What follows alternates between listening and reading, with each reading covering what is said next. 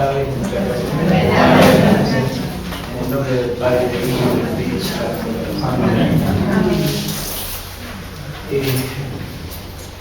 Como acaba de decir Andrés, se trata de una clase básicamente catequética, en el sentido de que lo que trataré de hacer yo es refrescar los puntos fundamentales de la fe de la Iglesia en torno al fin de los tiempos, partiendo de la Sagrada Escritura. Y no se trata de una clase donde tendremos profundizaciones teológicas, sino más bien en exponer lo que es el núcleo dogmático de la fe de la Iglesia, lo que creemos acerca de esto, haciendo un recorrido por la Sagrada Escritura, que es la fuente primera de la revelación.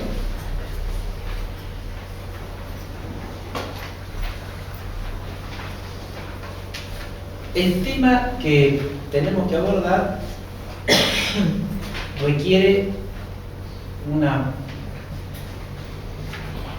aclaración preliminar muy breve y después una introducción que también va a ser no tan breve,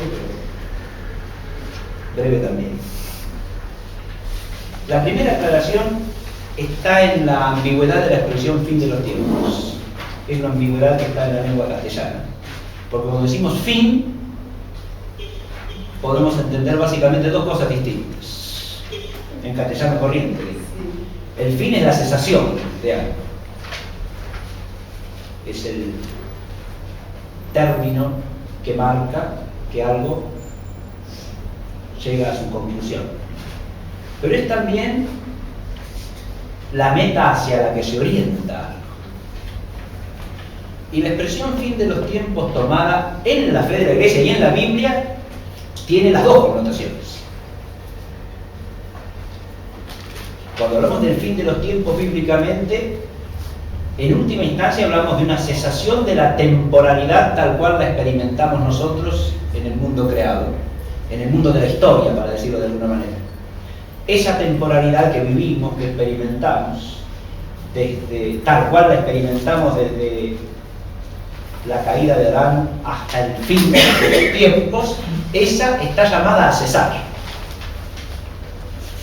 No es una temporalidad de duración ilimitada, sino que tendrá un límite. Cesará. Ahora, acá ya, este primer significado requiere una aclaración desde el punto de vista bíblico y teológico a la vez. Esa cesación no puede querer decir nunca una mera extinción en el sentido de aniquilación. Eso podría pensarse solamente en el supuesto, inclusive un supuesto irracional, de que las cosas por transformación o cambio pudieran hacerse absolutamente nada. Desde el punto de vista filosófico, sabemos bien, ya desde la antigüedad griega, y es lo mismo que sostiene la ciencia física hasta el día de hoy, que las cosas en los procesos físicos se transforman, pero no hay ni creación, o sea, ni sacar algo de la nada, hacerlo existir no siendo en absoluto, ni aniquilación absoluta, es decir, que algo siendo deje absolutamente de ser. Lo que hay es cambio, es decir, transformación de una cosa en otra. Esa es una de las razones por las cuales, por ejemplo, es un graso error confundir la hipótesis físico-matemática del Big Bang, por ejemplo, con una creación. Porque en esa hipótesis se trata de una transformación de un estado de la materia en otro, pero no de que se cree algo que en absoluto no existía. Lo mismo hay que decir para el fin. Uno puede hacer, y se hace en física, ¿no?, en cosmología, hipótesis acerca de cómo puede cesar el estado presente del mundo físico para dar lugar a otro, pero ahí se trata de nuevo de una transformación física, no del fin de los tiempos en el sentido metafísico e incluso teológico que tiene la Biblia. Porque cuando hablamos de fin de los tiempos como cesación, insisto, no se puede tratar nunca, y no se trata, eso es lo que nos enseña la revelación, de un cambio hacia la nada, sino de una transformación hacia un estado que trasciende y que es más perfecto que el estado de la temporalidad que nosotros vivimos y experimentamos. O sea que ese estado final en el que cesa el tiempo es un estado de mayor perfección, de mayor plenitud. Y ahora viene el otro sentido del fin. Ahí engarzamos con el otro sentido del fin. El fin es la meta. Y la meta es aquello a lo que tiende, y ya también esto se da en los procesos naturales, algo como a su perfección. La meta es lo que buscamos porque es el estado de mayor perfección. Nunca se busca una meta, nunca se tiende hacia un fin que sea algo peor de lo que ya tenemos. Si procuramos algo, si buscamos algo, es porque nos resulta un estado mejor que el que tenemos, ¿no? Ahora bien, el fin de los tiempos como meta, como término de perfección a alcanzar, es el otro sentido que tiene fin de los tiempos en la Escritura, es el sentido fundamental, diría yo.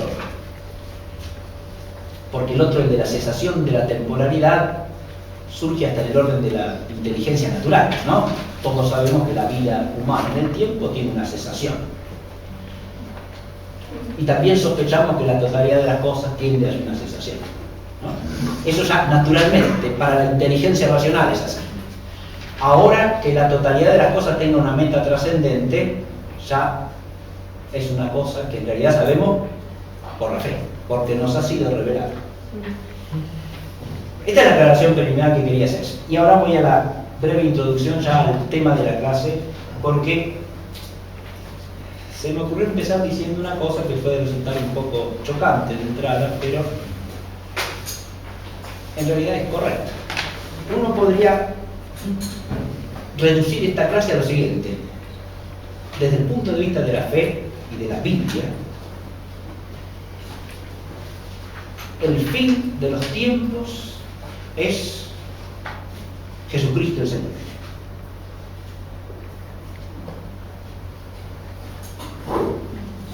El fin de los tiempos es Jesucristo. Si ustedes han atendido al doble significado que vengo de apuntar, esto vendría a significar que la cesación de la temporalidad histórica o cósmico-histórica, de alguna manera, la realiza Él. Es Él. Y es así. Eso es lo que nos enseña la fe. Que Él, como resucitado, trasciende todo tiempo. Que en su gloria de resucitado trasciende toda modalidad del mundo presente.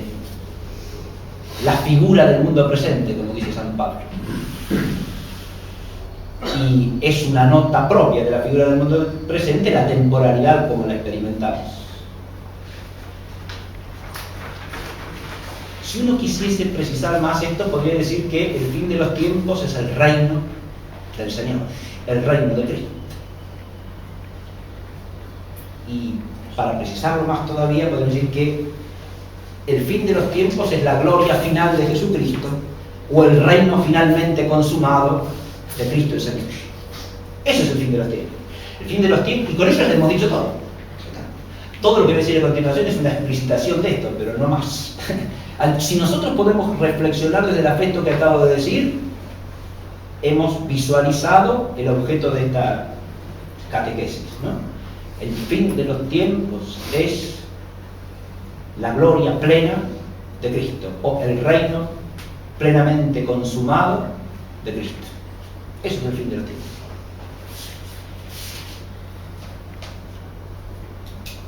Ahora sí, vamos a desarrollar un poquito este tema.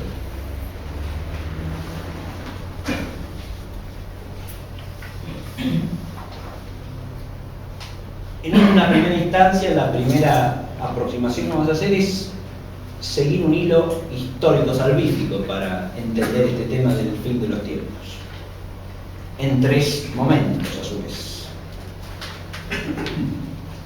Cuando nosotros en el credo decimos creo en Dios Padre Todopoderoso, Creador del cielo y de la tierra, en esa sencilla afirmación de la fe van implícitas muchas cosas. Pues el primer momento en que tenemos que detenernos es este de la creación y el fin de los tiempos. Porque el concepto bíblico de fin de los tiempos está asociado primero que nada al concepto de un Dios creador. Cuando hablamos de fin de los tiempos en sentido bíblico, implicamos con respecto a la temporalidad, que no es otra cosa que el cambio en el orden de la creación. Que la temporalidad tiene por lo menos tres características fundamentales que la Biblia a lo largo de todo el Antiguo y el Nuevo Testamento destaca enfáticamente. Y son las que tienen anotadas ustedes en el resumen de la clase. En primer lugar, el tiempo de la creación es un tiempo orientado. Es un tópico bien conocido que cuando se reflexiona sobre el concepto del tiempo en las distintas tradiciones o culturas, suele hacerse una antítesis entre las concepciones humanas en general del tiempo, de las que se pueden tomar diversos ejemplos, sea la de la antigua tradición griega clásica o en la temporalidad concebida al modo de la tradición de la India antigua o de múltiples pueblos. En general, el tiempo tiende a verse como una realidad cíclica. Eso es lo que surge de la experiencia humana de la realidad. Inscribir el tiempo de la existencia humana en el tiempo cósmico. Y el tiempo cósmico es un tiempo cíclico. Es un tiempo en el cual recurren los mismos procesos cíclicamente, ¿verdad? Desde la sucesión simple del día y la noche, ¿no? La sucesión de las estaciones, eso condiciona la sucesión de los ciclos en el mundo de la vida, ¿no? En el mundo vegetal, en el mundo animal. Tiempo es cíclico. Y el hombre tiende a ver naturalmente el tiempo humano inscrito en ese tiempo cíclico del universo, de la naturaleza. La Biblia, frente a eso, propone una visión del tiempo a la que nosotros estamos acostumbrados, como si fuese algo espontáneo, pero que lo debemos a siglos de mentalidad cristiana, bíblica. El tiempo es orientado, es decir, el tiempo tiene un origen y se dirige hacia una meta, va hacia un fin en el sentido de la meta por alcanzar. Y esta orientación está vinculada al misterio de la creación. ¿Por qué el tiempo de la criatura es un tiempo orientado? Porque la criatura es obra de un Dios perfectamente infinito y perfectamente sabio, que le ha dado una meta a la creación. No ha creado las cosas sin fin, las ha creado para un fin. Las ha creado para que cumplan con un fin, para que se ordenen a cierta plenitud. Y esa plenitud es la que él ha querido.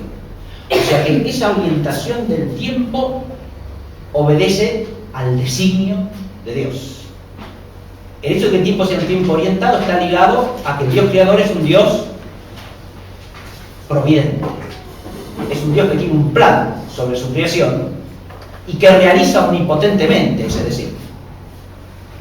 De manera tal que el designio de Dios es el plan en el que se mueve la totalidad de las cosas creadas. Y ese plan supone una finalidad última, una meta suprema.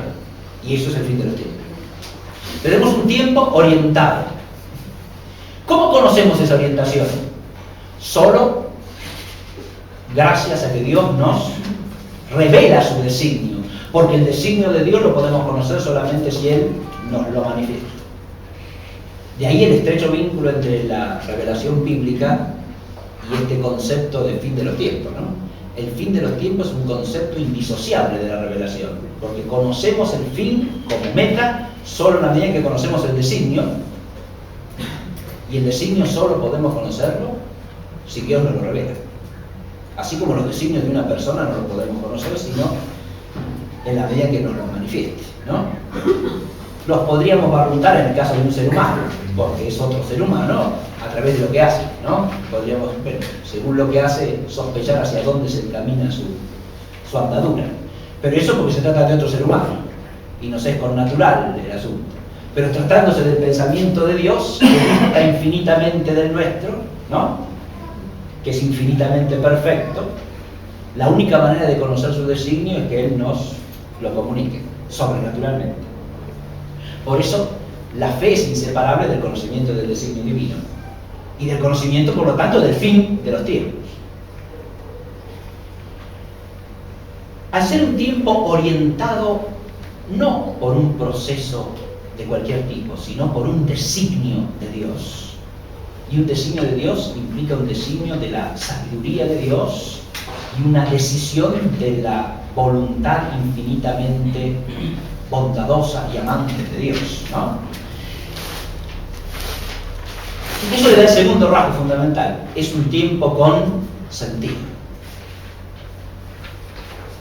Cuando decimos con sentido, estamos prácticamente diciendo que es lo mismo que cuando decimos con una meta, más o menos. Porque una meta como propósito, en el plano humano, podría ser un sinsentido. Está claro lo que digo, ¿no? Es decir, el hombre puede proponerse como finalidad cosas que broten de la sabiduría y del amor del bien, pero también puede ponerse como propósitos, aunque sea bajo capa de bien, cosas atroces, ¿no? En el fondo, sin sentidos, porque contradicen la planificación del ser del hombre, ¿no? Van en contra del propio hombre. Y que podemos proponernos metas de este tipo es algo de nuestra experiencia, ¿no? Sabemos que es así por experiencia. Ahí la meta sería un sinsentido o un contrasentido. Pero en el caso de la finalidad del proceso total de la creación puesto por Dios, eso es lo que no cabe.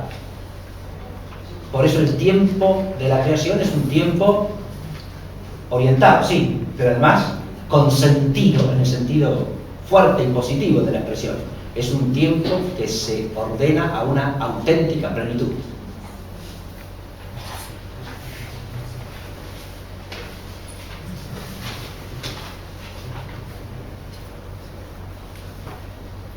El designio de Dios, tal como se nos muestra en la Escritura, es algo que se va realizando progresivamente a lo largo del tiempo de la historia. Y lo mismo en la revelación de ese designio. No se da de una vez sin más. Tiene fases, etapas, momentos.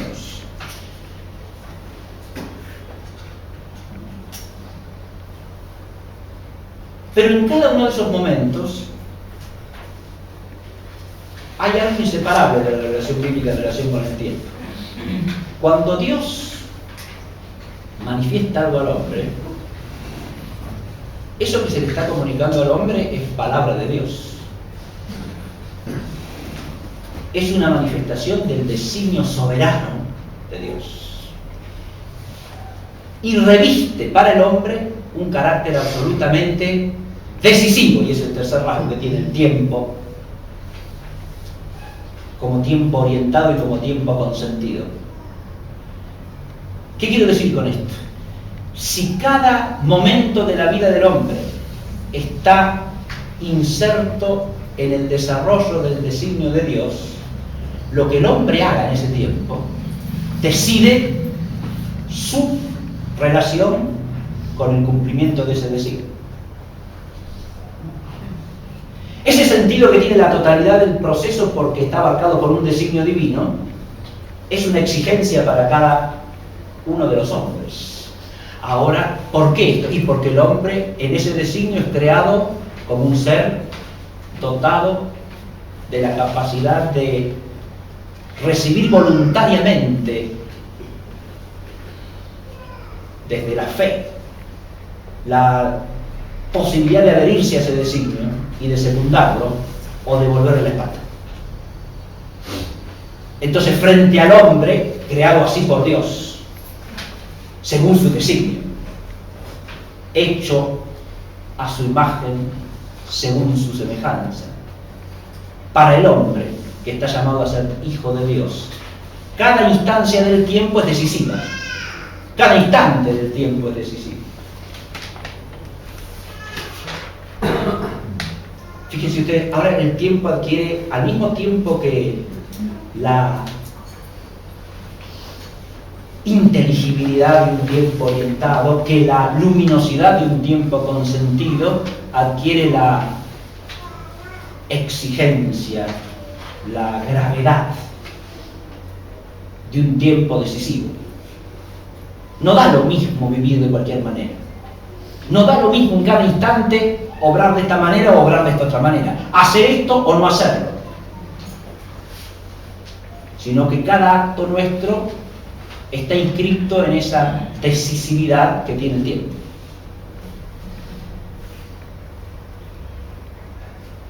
Este es un rasgo del tiempo visto desde el punto de vista bíblico que en nuestro contexto epocal, social, cultural, cuesta bastante asimilar. Este último. ¿Por qué es algo? Claro, porque vivir según el designio de Dios implica que la existencia humana entera es algo de lo que hay que dar cuenta ante una exigencia que la trasciende, que es más alta que lo que el hombre mismo, por sí mismo, puede pensar y puede querer. Hay un carácter arduo acá del tiempo visto desde la Biblia. Es un tiempo difícil. Y por eso es también un tiempo de combate, como dice el libro de Job. La vida del hombre sobre la tierra, o sea, la vida temporal, es una milicia.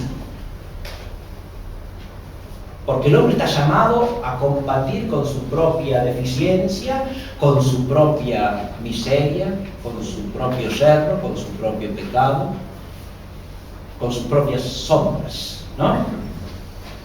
Y a combatir con todo aquello que se oponga al designio de Dios en la medida en que lo abraza desde la fe. Entonces es un tiempo duro, pero con una rudeza y con una aspereza que son la de lo que es valioso. Acá también hay una analogía humana a la que hay que recurrir, ¿no? Decían los antiguos griegos que todo lo bello y bueno es arduo, es difícil, ¿no? Y eso es de experiencia humana, es así. Las cosas que de veras valen la pena no son cosas facilongas, ¿no? Hay una palabra de la antiguamente romana, a su vez, que expresa exactamente lo mismo. Es una palabra a la que nosotros le hemos diluido la semántica original horriblemente. Es la palabra virtud, virtus en latín. Virtus significa, viene en latín de la misma raíz que vis, o sea, fuerza, y vir, varón. Es la fortaleza y la energía espiritual necesarias para hacer lo que se debe. ¿Y eso por qué? ¿Por qué hace falta una fuerza y un vigor especiales para hacer lo que se debe? Y porque hacer lo que se debe suele ser difícil. No es algo que sale así espontáneamente como brota el pasto en el campo. No. Hacer lo que se debe es arduo. Voy a estas analogías naturales para que se advierta que esa arduidad del tiempo bíblico no es algo a lo que el hombre pueda sentirse desde su condición humana totalmente ajeno, ¿no? Pero obviamente la exigencia de un tiempo que apunta hacia un designio divino es más que esto que dicen los griegos o los romanos. Es más porque estamos ahora asumidos por el plan de Dios. Y nuestra responsabilidad no es meramente una responsabilidad humana, es una responsabilidad, si ustedes quieren, divino-humana. Acá viene la posición del hombre en relación con toda la creación en la Biblia. Y de nuevo los remito al Génesis, a la creación. El hombre ha sido puesto por Dios para que señoree de algún modo el mundo que está debajo del hombre. Y ese señorío que el hombre ha de ejercer es para llevar todo el mundo a Dios, para conducirlo hacia Dios. Hay una responsabilidad del hombre en ese designio de Dios, no solo para consigo mismo, sino para con la creación entera.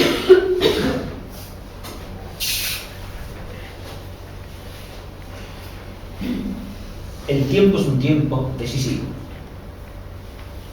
Ese carácter decisivo se manifiesta a lo largo de todo el Antiguo Testamento, dije, ¿no? Cuando Abraham es llamado. El concepto de vocación implica esto, ¿no? La vocación es algo a lo que se responde o no, a lo que se es fiel a pesar de las dificultades o no. De ahí la necesidad de la fe en el caminar en el tiempo según el designio de Dios. La fe ocupa un papel central. La fe en el sentido del Antiguo Testamento asocia tanto lo que nosotros estrictamente llamamos fe del Nuevo Testamento como la esperanza, ¿no? Porque hay la necesidad de creer firmemente en la palabra de Dios y al mismo tiempo en confiar íntegramente en que se cumplirá. Y eso es lo que permite caminar hacia donde ella nos manda. Fíjese, ahí se manifiesta también el carácter orientado y consentido del tiempo. A partir de la promesa, Abraham tiene una existencia orientada hacia una meta. Porque la promesa le dice que va a ser padre de un pueblo numeroso como la arena de la playa del mar y como las estrellas del cielo. Y que en ese pueblo serán benditas todas las naciones de la tierra. Y asociado a ese núcleo de la promesa recibe un mandato. Tiene que dejar su casa y su parentela y la casa de sus padres e ir hacia la tierra que Dios le mostrará. Entonces, fíjese cómo ahora el tiempo se orienta. En virtud de la palabra, el tiempo se orienta, adquiere un sentido y adquiere esa exigitividad decisiva, ¿no? Abraham ahí es el que está llamado a cumplir con esa vocación. Y porque lo hace a pesar de todas las dificultades y cree contra toda esperanza en las instancias que se le van dando, es nuestro Padre en la fe. Así lo llamamos en la liturgia al día de hoy, ¿no? Sí. En el canon romano decimos Abraham, nuestro Padre en la fe. Así podríamos seguir recorriendo toda la historia de la salvación, pero sería muy largo, ¿no? Pero lo que quiero es que se ambiente ese concepto del tiempo que es orientado y consentido, pero al mismo tiempo decisivo. Voy a referirme a otra instancia de decisión, de decisividad que manifiesta. Cuando Moisés le comunica al pueblo los mandamientos de la Torá, el pueblo se ve enfrentado precisamente ante la opción de ser fiel a eso o no. Y eso es lo que decide su destino. El concepto de destino, que está asociado a la vocación y al de designio, no es el concepto del algo fatídico de los paganos, es otra cosa. Es un concepto dinámico que implica el asumir una vocación y una responsabilidad y llevarla a su término según el designio de Dios.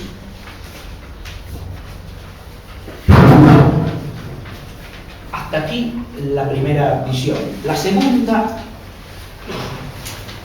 nos lleva no a esta comunicación del ser y del sentido de las cosas que viene de Dios.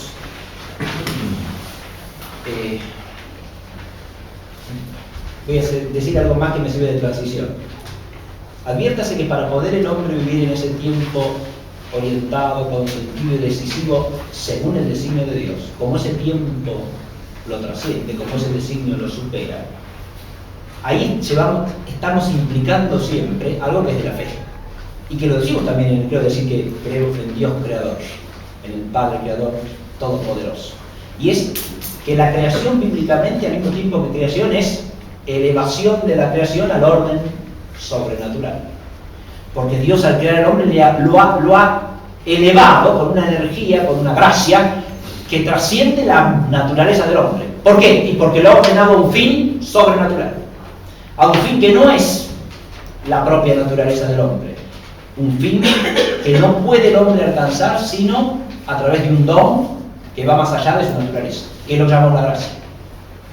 Porque ese fin es participar de la vida de Dios por la mediación de Cristo. Acá se ve que el fin es Cristo, ¿no? Si lo digo así, que es el resumen del credo, ¿eh? Porque por medio de Cristo vamos a poder cumplir el designio, no por nosotros mismos. Y Él es la gracia suprema. Por Él no viene la gracia, dice tanto Juan como Pablo, ¿no? Por medio de Moisés fue dada la ley, pero por Cristo Jesús nos ha venido la gracia.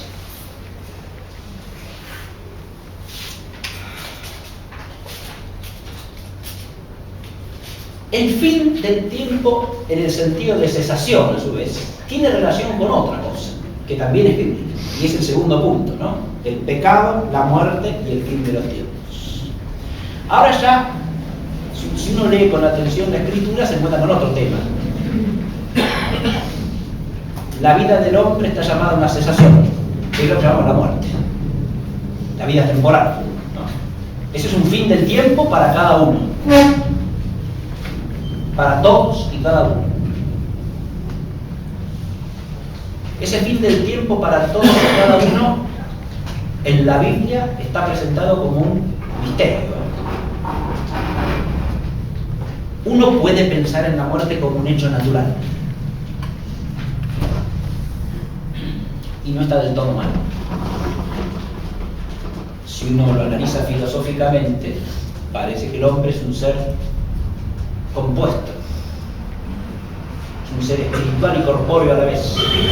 Pero en cuanto que viviente corpóreo, el hombre está llamado a que su vida se extinga, porque los cuerpos, por ser seres compuestos, hablando filosóficamente, digo, según la filosofía tradicional aristotélica, son corruptibles. Uno podría decir incluso se dice habitualmente, ¿no? Y la muerte es un hecho natural. Se muere el arbolito, se muere la florcita, se muere el perro, nos morimos nosotros. Esto es parte de la verdad, y solo parte si uno lo ve desde la Biblia, porque desde la Biblia la muerte es un acontecimiento de otro orden, ¿eh? Porque el hombre ha sido creado para un designio que no es ese. Y la muerte aparece como una consecuencia penal del pecado de Adán. Pablo dice en la Epístola a los Romanos que por un hombre entró el pecado en el mundo y por el pecado la muerte, profundizando el contenido teológico del libro del Génesis. De modo que ahí la muerte no aparece como un acontecimiento natural. ¿Está claro? Porque de hecho en el origen el hombre no es un ser meramente natural. Ahí está lo que, por eso digo que servía de eslabón. El hombre es creado por Dios y al mismo tiempo es elevado a un estado de plenitud que trasciende su naturaleza. Es lo que llamamos la justicia original, o la gracia original, la gracia de Adán. En ese estado, el hombre fue creado, en orden al cumplimiento del fin de los tiempos, del designio último del Dios creador. Acá si lo enfocáramos el problema desde el punto de vista teológico, acá cabría plantear la famosa cuestión de cuál es el fin último de toda la creación. Y de si el Verbo se hubiese encarnado aun cuando Adán no hubiese pecado. Pero eso ya es una cuestión teológica. Y como dije que nos íbamos a ceñir al contenido dogmático, de eso pasamos. Pero hay un designio último para el cual el hombre es creado. Y el pecado de Adán es la defección primera respecto de ese designio. Es el gesto por el cual el hombre, en el origen, se resiste a ese designio. Se aparta de él. Y por ese pecado entra en el mundo la muerte, dice el Biblia. No se trata de una muerte natural, se trata de una muerte, insisto, que es consecuencia penal, es una pena puesta por Dios al hombre por el pecado de Adán. Y como pena puesta por Dios es una pena medicinal, es una pena pedagógica, y al mismo tiempo es una pena, es decir, cierto castigo.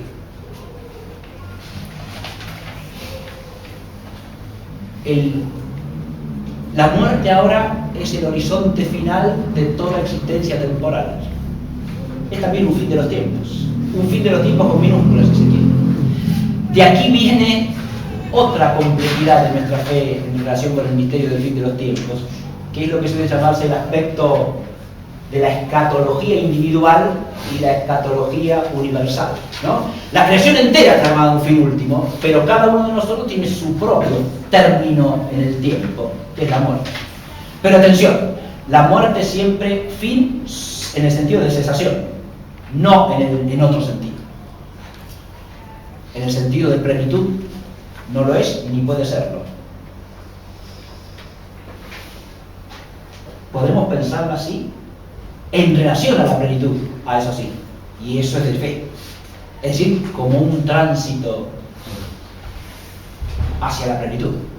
Eso es, como un tránsito pascual, como una Pascua individual en la Pascua de Cristo, ¿no? Y hay hasta una dimensión sacramental de eso, ¿no? Que tiene que ver en parte con la unción de los enfermos o extrema, pero sobre todo con el viático, que es el sacramento del paso, ¿no? Así sea, viático por eso, que es el sacramento para hacer el camino, ¿no? Es la última comunión, desde el lado del tiempo, hacia la comunión que trasciende el tiempo. Pero, de nuevo acá, ese momento de cesación adquiere sentido, adquiere el carácter de eschaton, es decir, de fin como plenitud, solo en relación a Cristo. ¿Está claro lo que digo? Acá hago un pequeño paréntesis porque yo puse aquí el fin de la vida de Viador y el fin del tiempo de la naturaleza y la condición humana. Y eso es algo que hay que tener en cuenta. ¿Por qué? Porque esta problemática de la relación de la existencia temporal del hombre con una perspectiva que trasciende el tiempo es también un tema universal, que atraviesa todas las grandes civilizaciones y culturas desde la antigüedad. Recorra uno la literatura de los sumerios, de los egipcios, de la India, de la China, de los aztecas, y se encontrará siempre con este problema y con reflexiones acerca de esto, y además con un dato general, universal también. En todos esos pueblos se ha pensado que la existencia del hombre no se agota en el tiempo. ¿Cómo se ha pensado en el más allá? Eso varía. Hay visiones más bien tenebrosas, como la de los sumerios, donde el hombre fuera del mundo tiene una vida de sombra, de espectro, ¿no? Penosa. Hay visiones más profundas y complejas, como la de los egipcios, que piensan en el hombre como un ser compuesto, también en el cual alguno de sus constitutivos trasciende la temporalidad. Está llamado a una vida mejor, fuera del tiempo. Y esa vida mejor tiene que ver con un juicio también. Tiene que ver con el modo en que haya obrado en este mundo. Y con un juicio que hace la divinidad sobre eso, para decidir su destino. Esa misma idea se encuentra también en los antiguos persas, por lo menos en la época zoroástrica, la del juicio. Esto tiene que ver también con la perspectiva de la filosofía antigua, porque los antiguos griegos también se han detenido a demostrar que el alma humana es incorruptible, como hacen Platón, los filósofos de tradición platónica en general. Y esa incorruptibilidad del alma tiene que ver con una vida del alma más allá de este mundo, ¿no? Eso, insisto, está en el horizonte de la naturaleza humana y se encuentra también fuera de la revelación bíblica. Sí. Perdón. Sí, dígame. ¿Qué quiere decir viador? Yo no sé. Ah, perfecto, sí, ¿cómo no? Sí, sí, por favor, si yo uso alguna palabra que no se entiende, esto es lo que hay que hacer, ¿sí? Porque viador es una palabra de origen latino que viene del término vía, que decir camino. Viador es el que hace el camino, es decir, viene a ser lo mismo que caminante o peregrino, ¿sí? El que está de camino, ¿no? Eso es el viador. El viador, el viandante, es el que está de camino, el que está andando la vía, para decirlo como dice, andando la vía, pasando la vía, muy bien. El que está haciendo la vía, haciendo el camino, ese es el viador. No, pues, por favor, en el lenguaje teológico se contrapone viador, que no sería lo mismo que peregrino, ¿no? El ser humano en cuanto vive en el tiempo, al comprehensor o el que ha llegado a la vida más allá del tiempo, ¿no?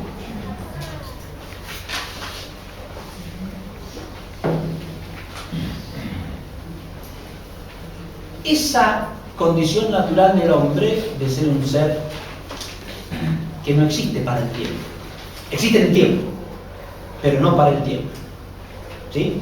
Lo que yo dije hasta aquí de todas las culturas antiguas tiene que ver con algo que es universal insisto, en el pensamiento humano, y es esa idea de que el hombre, si bien vive en el tiempo, no agota su ser, su existencia en el tiempo. Por lo tanto, vive en el tiempo, pero no para el tiempo.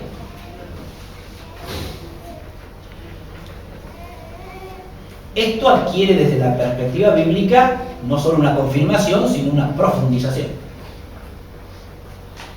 Esto voy a ser muy breve porque se podría dar lugar a un desarrollo muy amplio, porque ha habido toda una corriente exegética desde el fin del siglo XIX y en la primera mitad del siglo XX sobre todo, que ha interpretado el Antiguo Testamento en un sentido bastante unilateral, como si en el Antiguo Testamento no hubiese ninguna referencia a que hay en el hombre un elemento espiritual que trasciende la vida temporal. Y eso no es cierto. Si uno lee con atención el Antiguo Testamento completo, eso no es verdad. Hay diversos pasajes del Antiguo Testamento en los que explícitamente se está diciendo o en los que implícitamente se está suponiendo lo contrario. Es decir, que hay en el hombre un elemento, llamen ustedes, de naturaleza supratemporal, concebido de manera distinta a como se concibe entre los griegos o entre los egipcios, pero está presente. ¿Sí? El término hebreo que se traduce por vida significa también alma muchas veces. No siempre se puede traducir por vida. Traducirlo siempre unilateralmente por vida es caer en una confusión horrible, ¿sí? Porque hay contextos en los cuales nefesh significa vida y en otros significa el alma humana. Y el alma en el sentido de que es una realidad que puede trascender la vida del cuerpo, ¿sí? De la carne, de la condición del hombre mientras vive en el mundo material, ¿no?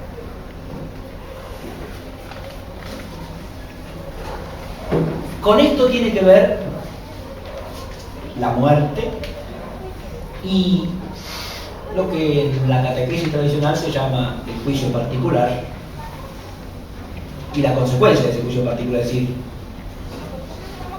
el cielo, el purgatorio o el infierno. Y todo eso tiene raíces bíblicas, ¿eh?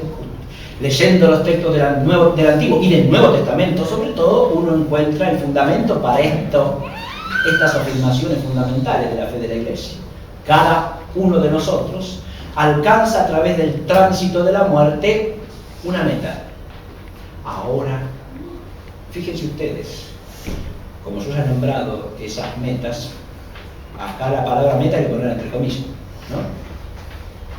Porque, y eso es lo que tiene que ver con el concepto del carácter decisivo del tiempo que yo lo he dicho antes, ¿no? La Escritura es, a este respecto, siempre firme y estremecedora, ¿no? ¿Qué es el aspecto, de nuevo, amplio que tiene este tema? El designio de Dios implica la libertad del hombre. Y el ejercicio por el hombre de esa libertad tiene consecuencias decisivas, radicales y supratemporales para siempre.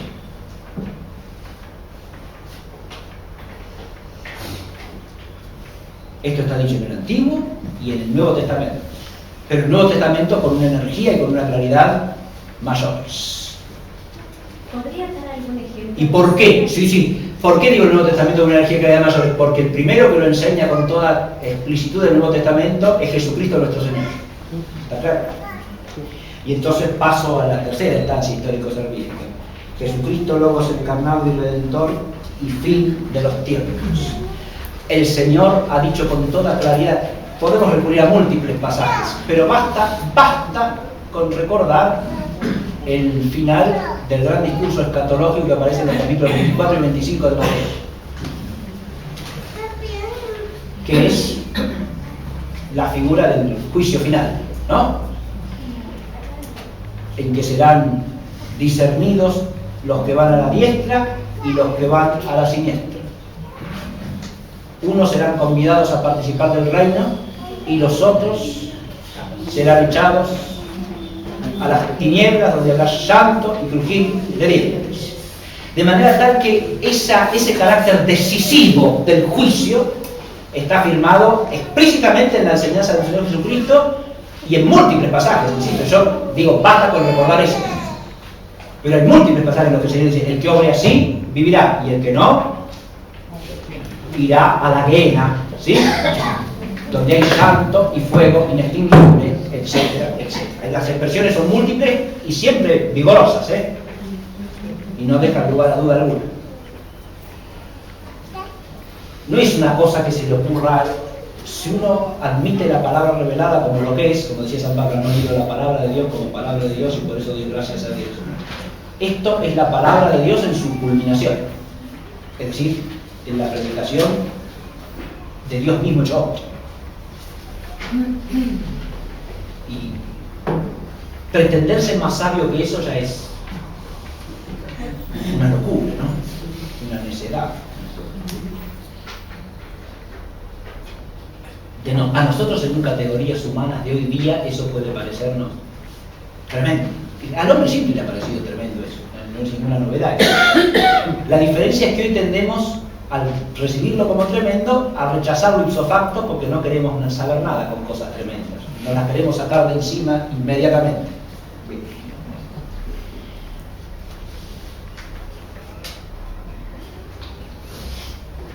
Si nosotros tenemos fe, eso crea una dificultad humana, pero al mismo tiempo tenemos que reaccionar frente a eso, porque si yo creo en la palabra de Dios, no tengo derecho a pensar que me puedo sacar de encima lo que me incomoda, ¿no? Es la palabra de Dios la que me interpela a mí, no yo a la palabra de Dios. Es la palabra de Dios la que me juzga a mí, no yo a la palabra de Dios. Sin esa humildad la fe no puede existir.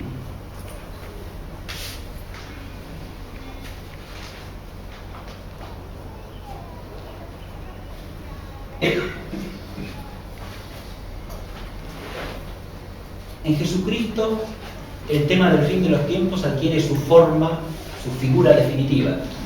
¿Por qué? Y porque ahí se da la plenitud de la revelación. Como dice el comienzo del Epístola a los Hebreos, en otros tiempos Dios envió a los profetas para que le hablaran al pueblo de Israel, pero ahora ha enviado a su único Hijo. Ahora, al llegar, ¿qué? La plenitud de los tiempos. Ahí aparece otra expresión que hay que poner en paralelo con la del fin de los tiempos. Son dos expresiones distintas. Una cosa es la plenitud de los tiempos.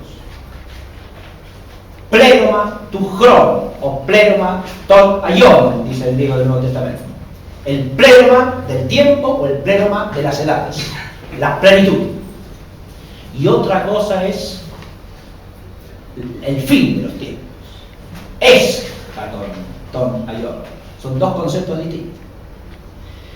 Y en Jesucristo adquieren una claridad total en cuanto a su distinción, porque la plenitud de los tiempos es su primera venida. En cambio, el fin de los tiempos es su segunda venida que aguardamos. Ahí se produce una disyunción entre la plenitud de los tiempos y el fin de los tiempos. Porque la plenitud de los tiempos, ¿qué es? Es el don supremo de Dios para el tiempo. Eso es la plenitud de los tiempos. Esta disyunción afecta a un concepto que atraviesa toda la predicación de los profetas de la Antigua Alianza, que es el concepto de día del Señor. Vendrá el día del Señor, llegará el día del Señor, lo encontramos en Oseas, lo encontramos en Joel, lo encontramos en Isaías, lo encontramos en Jeremías, en Ezequiel. El día del Señor es el día del reino. Ahora, con la encarnación del Verbo, se introduce el reino en el tiempo. Pero la plenificación del reino queda diferida al fin de los tiempos. Acá es donde se produce esa disyunción clara que en el Antiguo Testamento no está pensada con nitidez. A lo sumo está insinuada, pero no más. Y para encontrar la insinuación hay que verlo desde la luz del Nuevo Testamento. Pero en Jesucristo esto queda dirimido con toda claridad. Ha venido la plenitud de los tiempos. Ha llegado el reino. El reino para instalar la semilla del reino en el tiempo, pero no el fin de los tiempos. El fin de los tiempos será cuando Él vuelva.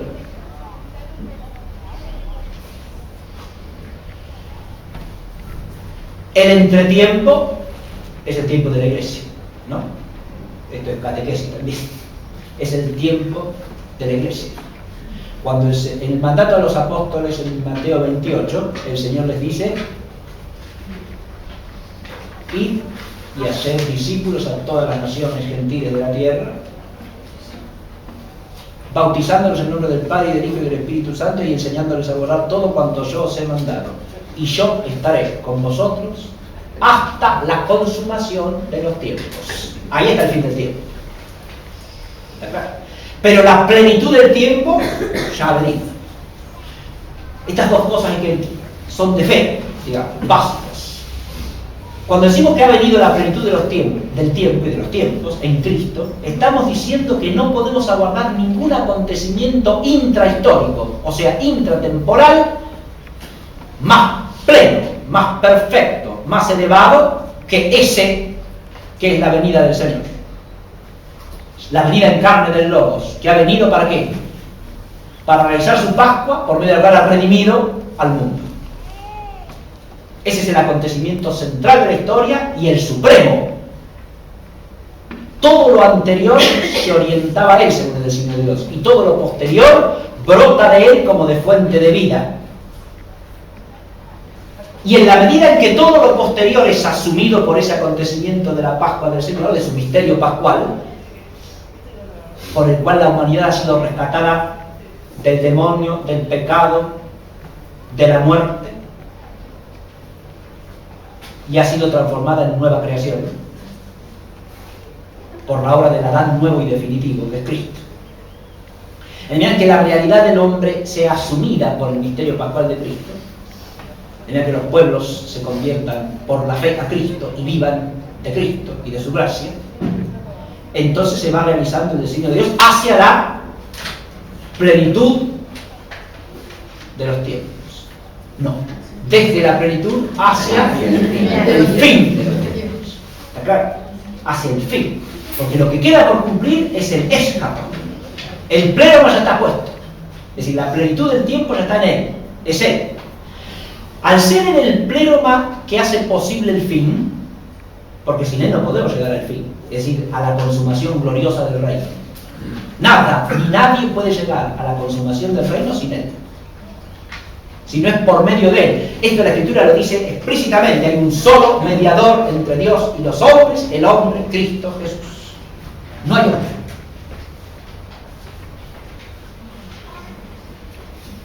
Ese hecho hace que con su primera venida, de alguna manera, el fin de los tiempos ya está incoado. Y claro, en Él, ahora volvemos a lo que dije al comienzo, ¿no? Él es el fin de los tiempos. El resucitado ya es el fin consumado, y claro que sí. Todo lo demás está llamado a transfigurarse según Él, para que todas las cosas transfiguradas según Él lleguen a ser reino glorificante, que da gloria al Padre por el Hijo en el Espíritu.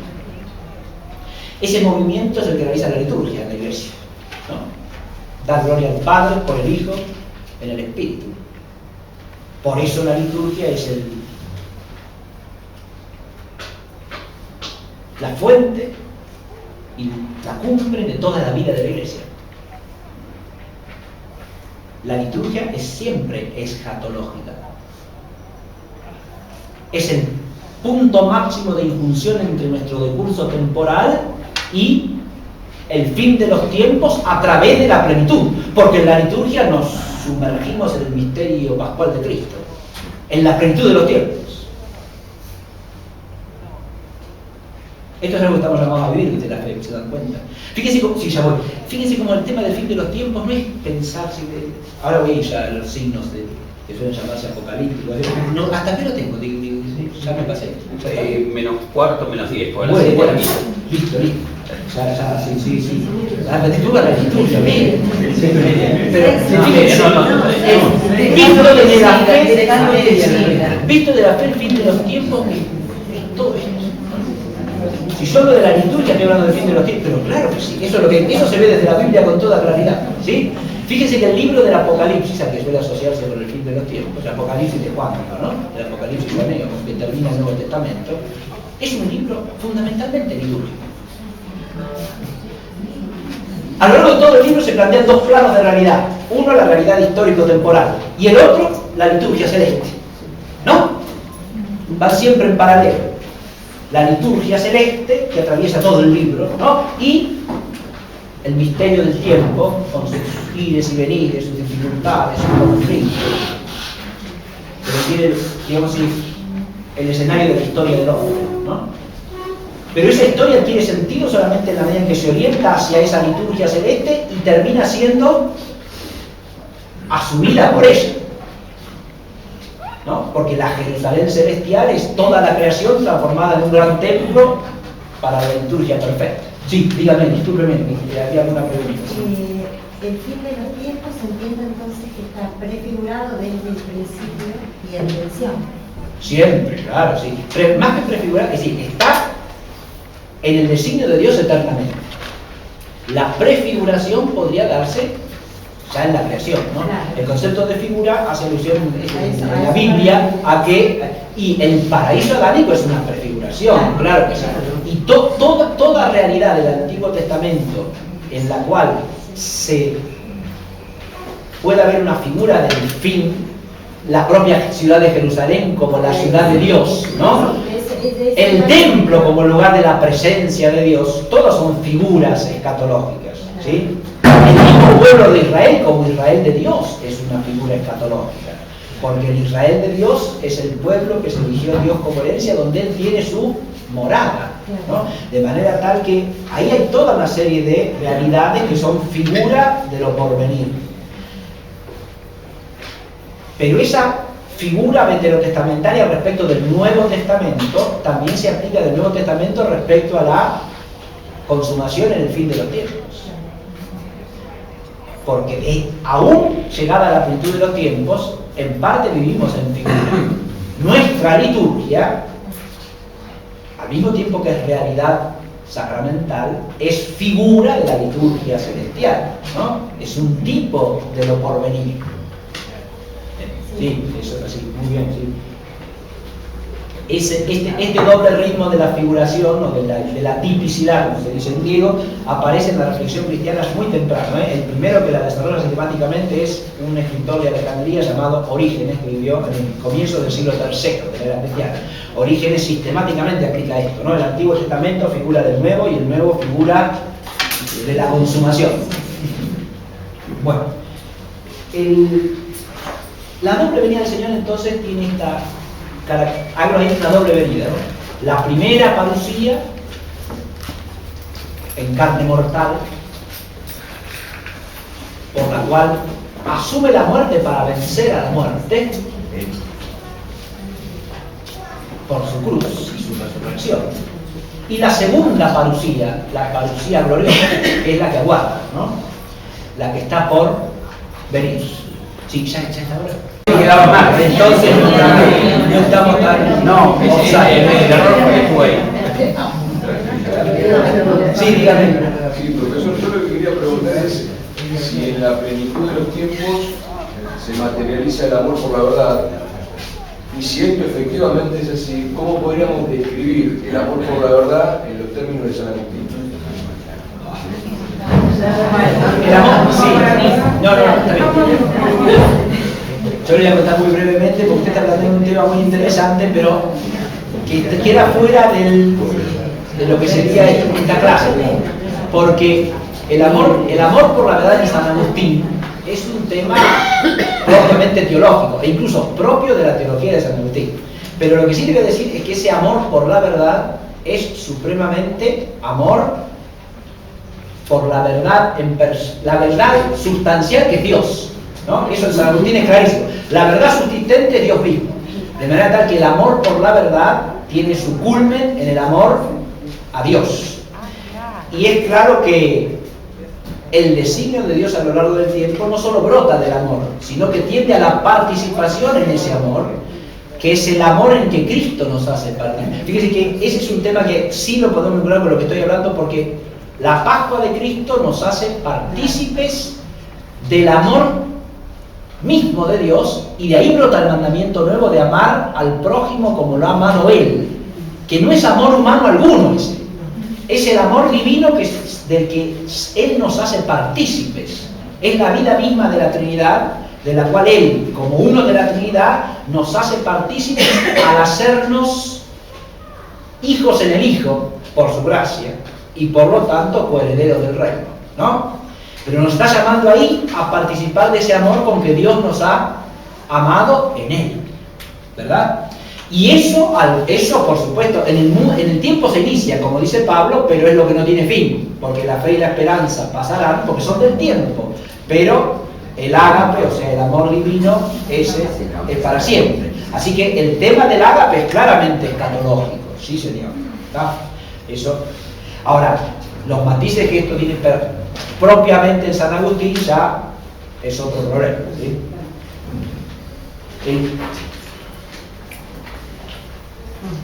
Volvamos ahí y para terminar, ¿no? El último asunto que quería presentarles es ya en la parte B de la clase, algunos temas. Esto lo nombro nomás y voy a leer un texto y con eso terminamos. Estos son temas que yo les propongo a ustedes para profundizar lo que hemos dado hasta aquí, nada más, ¿sí? Es más bien esto una propuesta de continuación de esta catequesis que pueden hacer ustedes.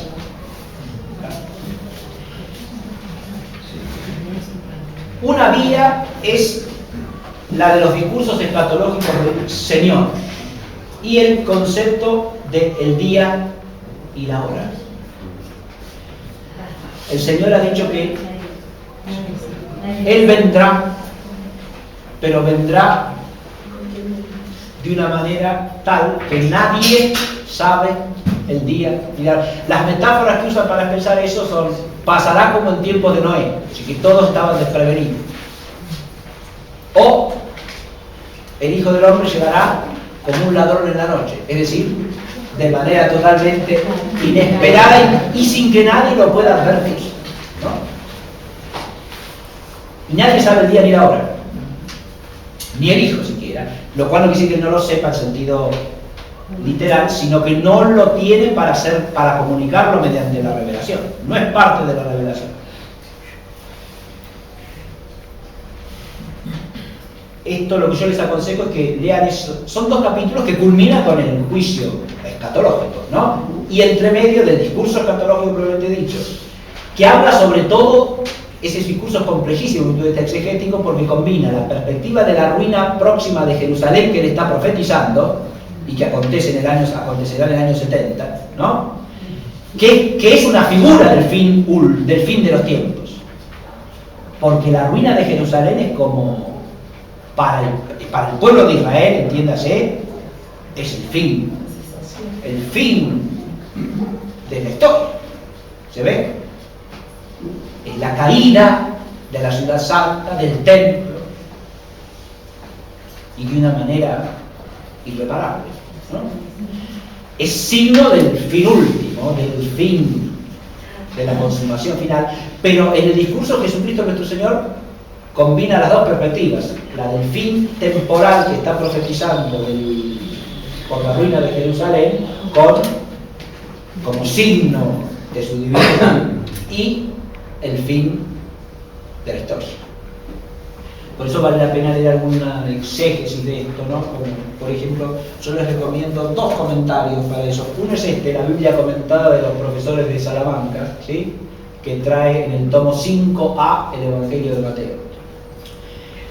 Y otro comentario muy bueno es el de los profesores de la Compañía de Jesús, también publicado por Lavac en Madrid, ¿no? En el tomo 1 del Nuevo Testamento, ¿sí? Sagrada Escritura del Nuevo Testamento, tomo 1. Ahí tienen presentadas las distintas variantes exegéticas sobre esos discursos. Es un tema interesante para ir estudiándolo de a poquito. Otro tema es la perspectiva del Apocalipsis joanero.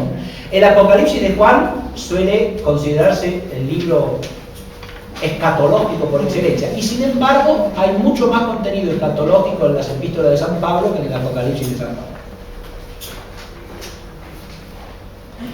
El Apocalipsis de Juan sí ha sido objeto de muy distintas interpretaciones y tiene imágenes escatológicas, por supuesto, y hay partes que son claramente escatológicas, sobre todo el final del libro, que son los capítulos 20 y 21 enteros y los primeros versículos del 22, que es la presentación de ¿qué cosa? De un tema complejísimo que es el del milenio, ¿no? En que es atado el demonio y después es vuelto a la libertad, ¿no? De acción. Y en el capítulo 20, y después aparece en el capítulo 21 y 22 la imagen de la Jerusalén celestial, que presenta, esa es una imagen claramente escatológica, aunque hay versículos que dan problemas desde ese punto de vista. Pero la imagen de la Jerusalén celestial es la imagen últimamente escatológica, porque yo les dije, a lo largo de todo el libro vemos ese plano de la liturgia celeste, ¿no? Y de los conflictos del tiempo. Y esas dos líneas convergen en la Jerusalén celestial, que es el lugar del culto perfecto y definitivo, ¿no? Es la cielo nuevo y tierra nueva, es decir, toda la creación transformada en reino de Dios, en templo de Dios, por Cristo. Y si se ve el comienzo de ese capítulo 21, también verán cómo ahí también aparece el juicio final, ¿no? Que dirime entre los que entran en la ciudad y los que quedan fuera, ¿no? Y son expulsados con el demonio y sus secuaces al lago de fuego, como se llama, al infierno el Apocalipsis. Pero es una imagen claramente escatológica esa, que tiene una riqueza enorme, aunque hay que estudiarla bien también porque tiene la complejidad del lenguaje propio de los apocalipsis. Dicho sea de paso, la palabra apocalipsis de suyo no es escatológica en el sentido de aludir al fin de los tiempos, porque significa no otra cosa que revelación, ¿no? Y la palabra apocalipsis en el texto de Juan solamente significa eso, ¿eh? Pablo usa la palabra apocalipsis en otro sentido que sí es escatológico. Porque Pablo a la parusía también la llama apocalipsis y la llama epifanía. ¿Por qué? Y porque la parusía del Señor es una manifestación y es una revelación. Claro que sí. Tanto la primera como la segunda. Pero ese es el uso paulino de la palabra apocalipsis, no el de Juan. Juan con apocalipsis dice lo que cualquier judío de su tiempo, revelación. ¿Sí? Y alude más precisamente a un género literario, que es el género apocalíptico, como el libro de Daniel o el Apocalipsis de Juan, que es transmitir contenidos de revelación con imágenes complejas que dan lugar a muchas metáforas de gran profundidad teológica, pero que tienen que ser leídas como tal. Y por último, el tercer punto, ya mucho más largo para reflexionar, sería la escatología paulina. Ahí les puse un montón de textos, les insisto, el corpus paulino es riquísimo en contenido escatológico. Una obra que lo resume muy bien y lo expone magníficamente es esta, que se llama Teología de San Pablo, del padre Bover, José María Bover. Tiene un capítulo titulado Escatología y es como si Bover era un exégeta extraordinario, fue además crítico textual del Nuevo Testamento, de primera línea, ¿no? Pero termino leyendo un texto que traigo a ver acá, que es el último que cito ahí, 1 Corintios 15, 24, 28.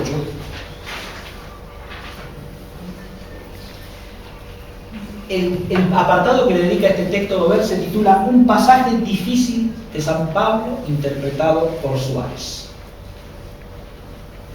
Eso del pasaje difícil de San Pablo es casi una redundancia. Ustedes encuentran un pasaje fácil en San Pablo,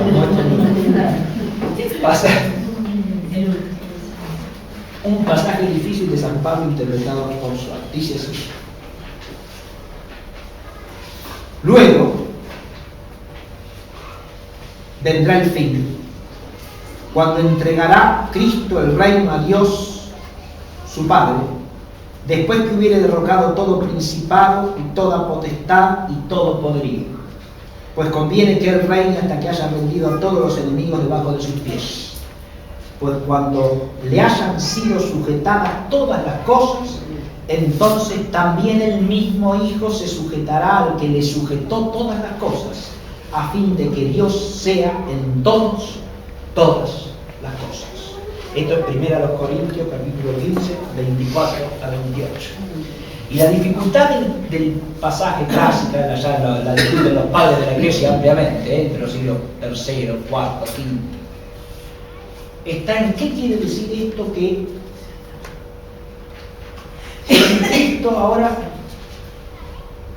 le sujetará todas las cosas al Padre, ¿no? El Padre le había sujetado todas las cosas a él y ahora él se las entrega al Padre, sujetándose él mismo al Padre.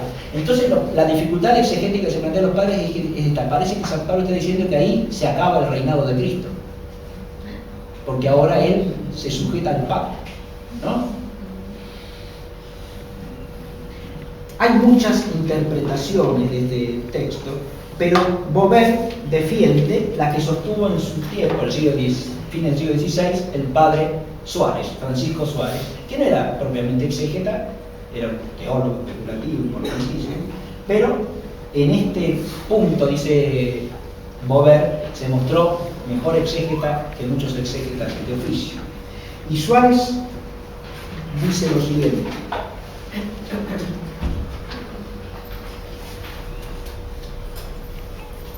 puede decirse que San Pablo atribuye especialmente a aquel estado glorioso la sujeción de Cristo al Padre, por cuanto ahora Cristo parece tener un modo especial de regir y gobernar a los hombres y a los ángeles. No termina el reinado, obviamente, el reinado de Cristo para siempre. Pero hay un modo nuevo, esto es lo que dice el texto, según Suárez. Sirviéndose del ministerio de los ángeles para llevar al cabo la salud de los hombres, en quienes Él infunde la gracia y variedad de dones. Mas entonces cesará de esta obra de gobierno, y solo a esto se consagrará, a referir y ordenarse a sí mismo y todo su reino al Padre. O sea, son dos modos del reinado. Mientras dura el tiempo de la historia, Cristo reina como que todavía está combatiendo, ¿sí? Es el rey de un reino en combate, ¿no? Claro, es un reino que todavía está en conflicto, ¿verdad? Esta es la idea y está exegéticamente está muy bien presentada la idea, ¿no? Es decir, hasta el presente Él reina, pero sobre un reino que es un reino que todavía sigue combatiendo en el tiempo, ¿no? Cuando, fíjese, para esta exégesis recurre como apoya un salmo, que es el Salmo 110, donde se dice: siéntate a mi derecha. Dijo el Señor a mi Señor: siéntate a mi derecha hasta que ponga a tus enemigos como el cabello de tus pies, ¿no? ¿El hasta qué quiere decir? ¿Que después deja de estar sentado a la derecha? No. Pero los enemigos son puestos como el cabello de sus pies y entonces termina el combate, ¿no? Pero ya está sentado a la derecha mientras dura el combate, ¿no? ¿Hasta qué quiere decir? Hasta que llegue el momento de la paz, ¿sí? De la plenitud. No que ahí cesa, no, ahí alcanza su culminación. Para indicar pues San Pablo la diferencia entre aquel estado y el presente, dice que entonces Cristo se sujetará al Padre en cuanto entonces se integrará enteramente a esta sujeción y cesará, por decirlo así, de todas las funciones exteriores. Esto es, cesarán entonces todos los ministerios, las nuevas ilustraciones en los bienaventurados, los gozos accidentales por las conversiones de los pecadores y otras cosas semejantes, sino que habrá como una pura contemplación divina, uniformemente estable y perpetua, por la cual todo en Cristo, es decir, la cabeza con todos los miembros, la iglesia entera, tenderá hacia Dios y se sujetará a Él. Con esta exposición cuadra perfectamente la razón que a continuación expresa San Pablo. Entonces el Hijo estará sujeto al Padre a fin de que sea Dios todo en todas las cosas. Esto es, que solo Dios en todos domine y sea glorificado, y todos tengan en Dios cuanto santa y justamente puedan amar y desear. Esta es una descripción exegéticamente hecha por Suárez de lo que dice el texto de la epístola primera a los Corintios de Pablo, y es una descripción de alguna manera del fin de los tiempos, que por un lado corrobora lo que dije de entrada, ¿no? El fin de los tiempos es Cristo, el Cristo total, que ahora abarca no solo a todos sus miembros vivos, que son su iglesia definitiva, sino también a toda la creación, a cielo y tierra nuevos, que han sido transfigurados en templo de la alabanza eterna. Y entonces, ahora el texto adquiere el carácter de una introducción hacia lo que desemboca, el corolario final, que es la contemplación teológica. Ahora sí, esto también se lo propongo, nada más porque no es tema de la clase. Una vez que hemos recorrido brevemente e introductoriamente la riqueza de la Biblia desde el punto de vista del fin de los tiempos, cabría hacer esta última reflexión. Si uno quiere enfocar esta temática desde un punto de vista teológico, es decir, ya desde la reflexión teológica, lo que hay que hacer es encuadrarla en el marco de una síntesis teológica, ¿no?